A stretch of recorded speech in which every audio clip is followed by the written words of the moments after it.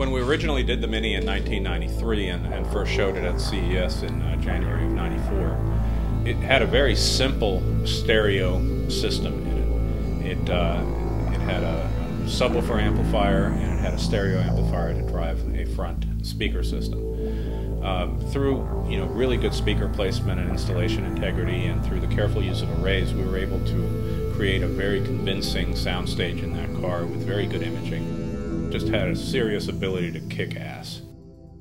Hi, I'm Manville Smith. I am Vice President of Marketing for JL Audio, and one of the more fun aspects of my job has to do with coordinating and leading our show car efforts.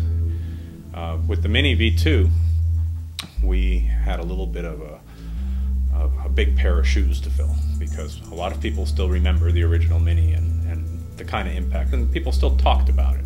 Years after we had retired the car, people would still talk about it. So we knew that in redoing that car, we not only had to live up to whatever audio standards we needed to push forth in the concept of the system, but it also had to live up to its former reputation and hopefully exceed that.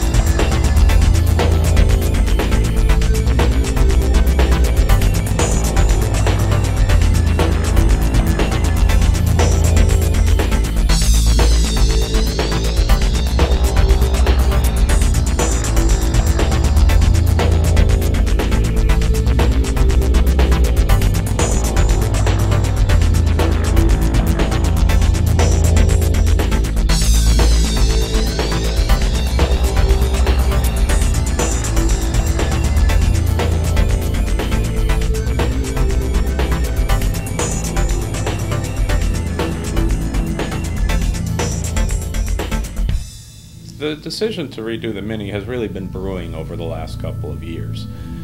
We see it sitting up there on that pallet rack, all dusty and lonely, and we think, wow, we should really bring that car back, because it was such a big part of our history, and it would be really great. And then sense took over usually, and we'd buy a newer car and do it, like the GTI or the Vibe or the Firebird, because it's really easier to work on a newer car where stuff is still fresh and not wrecked and doesn't require so much fabrication. But this year I think we've just finally got up the guts to do it and to bring it back in a big way. Hello, I'm Gary Martin, team leader for the JL build team of the Mini V2.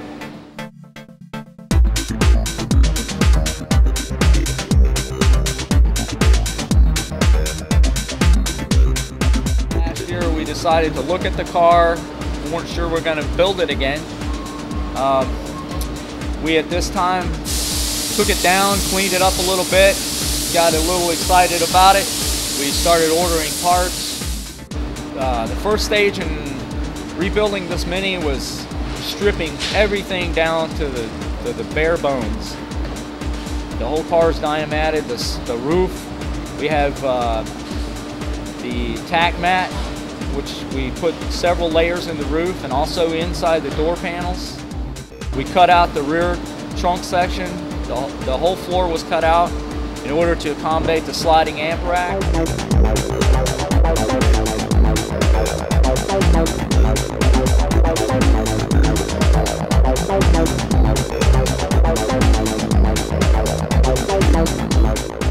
We had to cut out a lot of sheet metal, so we had to build in a framework to hold the enclosure and also to help hold in the amp rack. This was all done out of tubular steel. We also, underneath the car, had to accommodate a battery, so that's on a fold-down system, so once the car is jacked up, you can fold down the battery. We got a new body kit from England, which was called a Magic Kit. We had to work a lot of magic to fit this kit up on the car. It was very rough shape when we got it. It was a little too wide for the car. We had to do some modifications in the center of the rear section to make it fit the car. Then the kit was bonded to the car. The wheel wells were cut out to accommodate the new wheels that were built for us by Davin. These are 13-inch spinners, probably the only set in existence at this time, and they were custom made. The hood discussion came around as a result of looking at putting a monitor in the car, and I had to open my big mouth and say something about, oh, we can put a big screen in the hood, and Andy says do it. So we had to perform a miracle. The structural change of the car, in doing this, the front section had to be fiberglass with a line that we liked. The fiberglass hood was fabricated by building a plaster mold from the old hood. We shaped it in the plaster and took a part from that plaster after we had shaped it the way we wanted. We actually used clay before we made the plaster mold to get the shape. The reason we use clay is it's a lot simpler to use than just Bondo, because clay you can work with, change your shapes in 10 times in a day, and if you're doing stuff out of Bondo, you might do it a couple of times and it's a lot more messy. After we model the shape with clay, we prepare the surface, the clay, put plaster on it. And once we do the plaster mold, we take the plaster mold, clean it up, and pull our fiberglass part from the plaster mold. The front of the car had to be modified because the hood used to open from the rear. We had to put actuators on the front of the hood and in the rear of the hood. The front actuators actually lift the hood up 2 inches, and the rear starts up at the same time as the front, so they work in sequence. In that hood scoop, we decided to integrate the gauges so that they look like they were put there on purpose and it wasn't just something tacked onto the car. The hood is pretty much the center of attraction until you get to the amp rack. When it came to installing the amps in the trunk of this car, we were very limited to space. We looked at many different ways to build an amp rack. We wanted something that was exciting. One of the biggest things we had to do is design this rack that would fit in here with these 3 amplifiers. Very, very little space. So we measured, and we measured, and we measured again. Once we figured out that they would work, then we had to build the amp rack that would do this.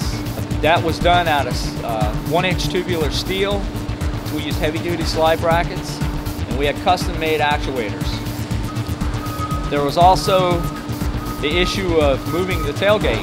We wanted to move the tailgate underneath the car so the amp racks could slide out. Well, this became a whole nother big issue because this car doesn't have very much room under it. Very happy with the way the amp rack turned out. At all the shows, they don't believe it works, first of all, and when you show them, they just give you the thumbs up, laugh, and walk away with a big smile on their face. So it's a big success. My name is Bill Hamzy. I'm part of JL Audio's show car department. My primary responsibility for this demo car was the interior. The hardest aspect of the Mini was the enclosures. We kind of wanted to stick with the theme of a ported sealed environment. We had the port built and then built the enclosure around the port. The port had to be 36 inches long. We wanted to do a slot port, but to make this work, we had to make it an S shape. After the testing, we found out it was dead on. The S port actually worked perfectly. The actual mechanism we got from our table saw guard. It's actually a scissor type mechanism. So by doing the scissor, the port went from here to here. So it was no longer an issue. And each port had 2 2-inch actuators to ensure that when it was sealed, that it was sealed. The enclosure is made out of fiberglass and MDF. We used MDF for the base and for a basic shape. We used the fiberglass to actually custom fit the enclosure into the car The enclosure itself is separate from all of the trim panels that you actually see in the car. The enclosure looks nothing like the trim panels. The trim panels are all fabricated to fit around the enclosure and the rest of the system once we had it all worked out.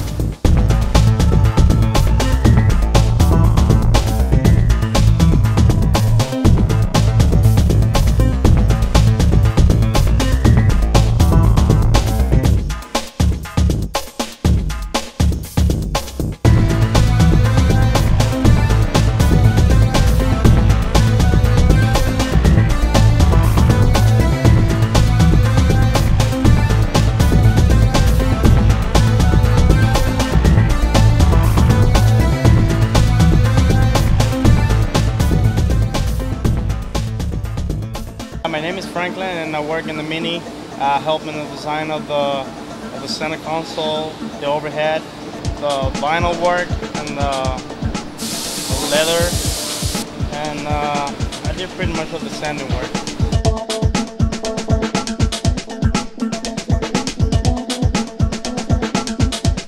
Well, I did so much sanding that I already got no fingerprints. Now I got my fingerprints back. I love doing show cars. Oh, my favorite part is I think it's the dash and the overhead console and the floor console.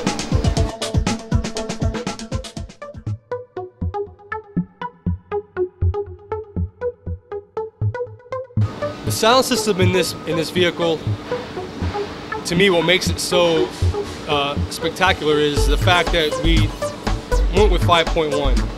Now, I've never listened to a car a true 5.1 before. And, you know, in the beginning I was kind of skeptical, but it sounds like you're at a concert, especially with the TV right in front of your face. It gives you a total different perspective of what you're listening to. It really enhances the listening pleasure of the vehicle. The dash was constructed, basically we made an armature or a skeleton, a bunch of little pieces like ribs, just to get a visual shape of what we're looking at. And then we went back to old school with grill cloth, and on top of the grill cloth, fiberglass, and then shape the fiberglass to what you see now. The skeleton that we have in here is not MDF, it's actually the foam material that we use in the floor. Now, once we had the skeleton, we popped the dash out and laid glass in the back. So it is actually 100% fiberglass part. Behind the dash, there's actually a half cubic foot enclosure for the center channel. It was really complicated to do because first we had to get the outside of the dash, then we had to make a mold of the inside of the dash and attach those two fiberglass parts together and then make the enclosure part of the dash. So when you pull the dash apart, the enclosure is attached to the dash. We wanted to add a cooling system because the original Mini didn't have cooling. So we got parts from the Audi TT AC vents on the left and right side.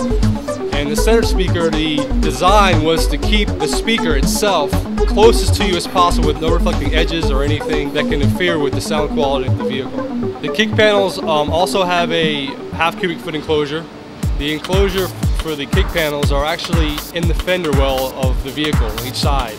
The kick panel woofer is attached to the kick panel itself. And when you pull the kick panel off, the woofer comes with it. The enclosure is behind the actual kick panel. The seal is in between the kick panel and then the enclosure in the fender.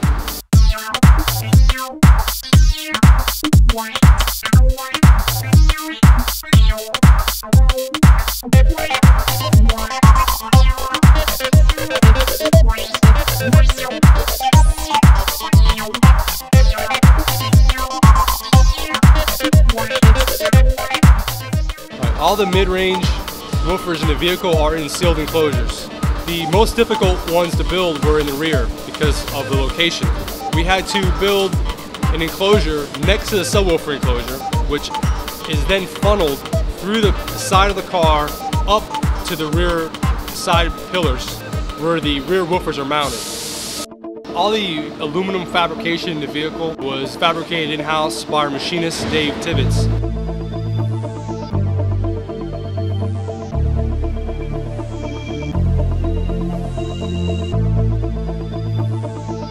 My name's Dave Tibbetts and I'm the machine shop manager here at JL Audio. I help the show car team build the parts necessary for the Mini. Bill came to us with some pretty complex parts and that needed to be machined, and we had to use just about every resource that we had in order to accommodate the parts going into the Mini.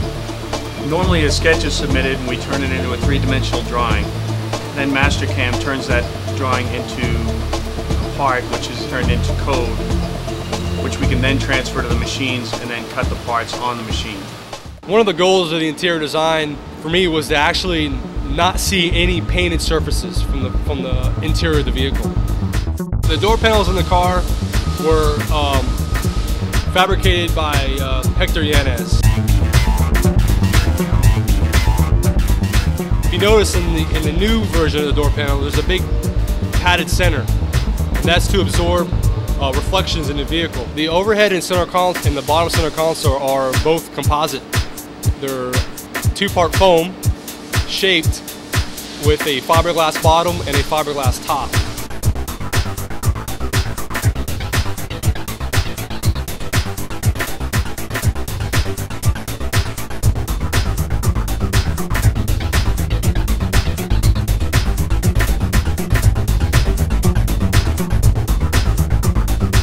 The lighting in the vehicle is electroluminescent. It's about as thin as a piece of paper. And what we did, cut 1-inch strips, and as long as you leave a bus bar exposed, you can have basically any shape you want.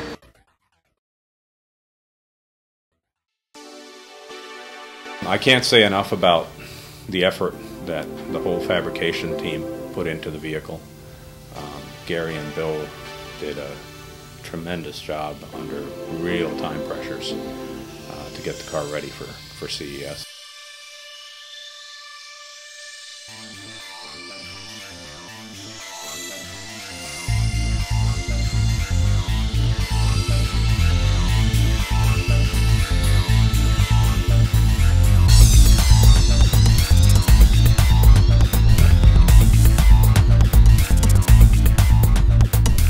People listen to this car, they sat there very still with a look on their face that you have to be there to see exactly what's going on.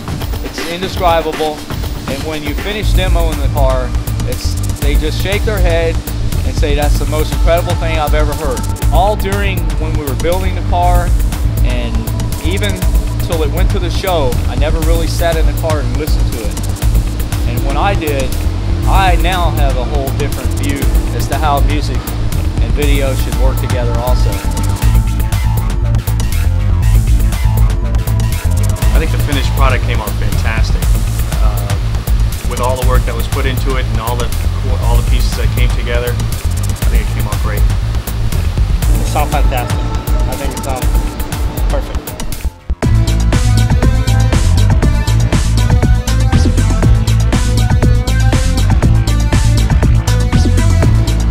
Probably the most hilarious thing that happened at the show was a lady came by and asked me if the car was all original, and I told her, well, we changed a few things and we changed the TV to color.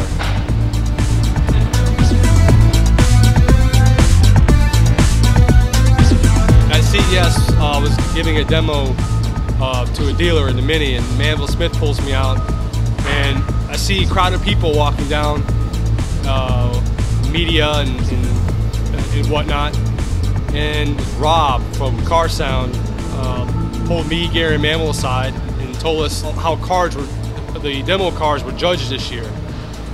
He said it was broken up in three segments. It was best install, best use of materials, and best sounding vehicle.